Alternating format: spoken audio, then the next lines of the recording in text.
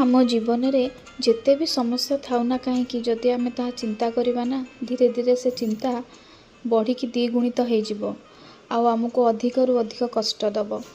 तेणु चिंता न करिकी जदि आम नीरव रहिबा ता धीरे धीरे धीरे धीरे कमिबो किंतु संपूर्ण कमिबो नहीं।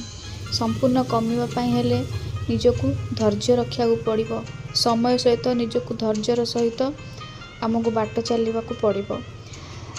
एबे भी समय अच्छी आमर पूर्वर जहाँ भी समय सब बीती जाइए पूर्वर आम जहाँ भी सब करनेचे से सब को पछरे भूलिब जदि आम आमर भविष्यत को देखी आम धैर्यर सहकार सब काम कर चलवा ना ताहले निश्चिंत रूपे आमको आम सबू कर्मर फल भगवान ही आमको प्रदान करेंगे।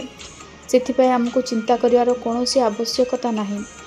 जे कौनसी कर्म कले मध्य आमे प्रति कर्मर फल आशा रखिबा नहीं, कारण आमे क्यों कर्म करुछे ताहा केवल भगवान ही विचार करिवे जे आमको केउ फल मिलिबो। तेणु भगवत विश्वासी हेबा भगवान कर सेवा करिबा एहा होची आम जीवनर मूल मंत्र हेबा निहाती आवश्यक।